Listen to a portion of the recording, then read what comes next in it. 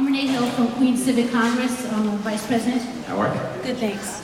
I have, first of all, personally, I've met a couple of homeless people, and they're from out New Jersey, somewhere else. So I hope that when you're... Yeah.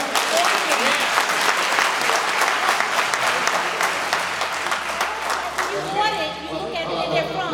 Well, let me tell you, you have met homeless people from New Jersey, you've probably met homeless people from Florida or Washington, but I will tell you, you've also met homeless people from this community and every community around the city, and that's a fact.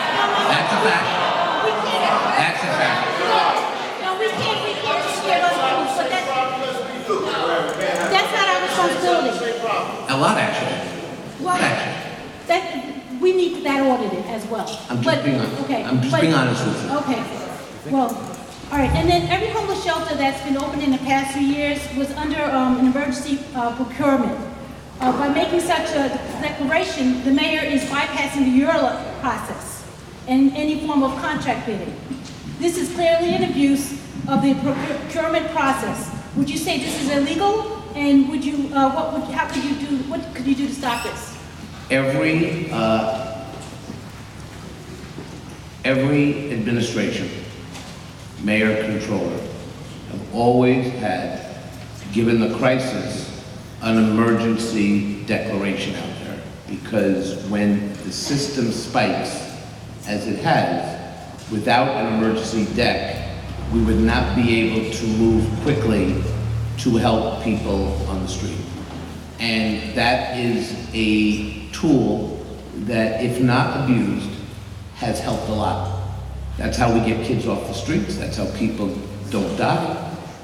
You are correct, what I think you're getting at, which is if we only use emergency deck as an excuse not to be transparent to the community, well, that is wrong. Right. And that is why we need to invite and listen to communities.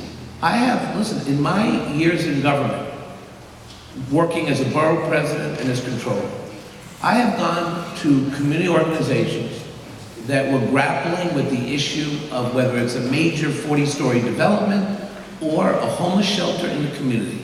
And I've walked into some of the most hostile questions you can imagine. But that's my job, and it's okay. You shouldn't be afraid of the hostile question. What you're then supposed to do is, after you have a meeting like this, is get to a table, start working on the issues, start thinking about security, if that's what you're concerned about, making sure that we know where the schools are and where the kids are. We have to prove that the provider is a good actor and not a slumlord, and that is how we have done this, and I've done this in my career. I could take you to communities that have shelters, you wouldn't even know the difference and where they are, because they were fully integrated, because the community ended up being part of the process. The community ended up adopting the shelter. Now, sometimes you come up with a proposal for a shelter and it's just not gonna work. It's just not right in this community. Not because the community says, I don't want it, because it just doesn't work. The traffic, just the way it does work. So you have to have the conviction, and you have to be confident that you can pull it back as well. And sometimes you have to lean in and say, we have to do this. Maybe not forever, but we have a spike. The way this works is you have to communicate with the community. I'm here because no one's talking to you. People are talking at you. And you shouldn't be demonized because you have legitimate issues.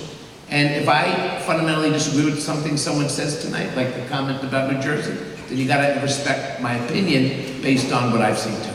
Because it's the only way we're gonna deal with these issues.